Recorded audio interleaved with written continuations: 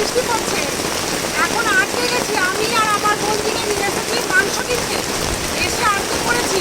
এখন একটা এই যে ছাপড়ার চারিদিকের পরিবেশটা দেখো, কেমন কেমন জায়গায় বসে আছি, কত উঁচুতে একটা বাঁশের সাঁকো, সেইখানে বসে আছি। আর বাঁশের ব্রিজ দেখো, বাঁশের ব্রিজ দিয়ে এলাম, এখান দিয়ে এলাম, এখান দিয়ে এসে এই দেখো পিটুনি গাছ, এই পিটুনি।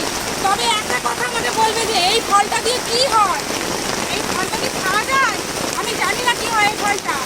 কিছুটা ফল সংগ্রহ করলাম, করে এই যে এখান দিয়ে এরকম করে মানে গরুর ফল ঘাস কাটা হয়, এই যে ঘাস কেটেছে, এই যে ঘাস কেটেছে, এইগুলো এখানে কাঁচি দিয়ে কাটা হয়।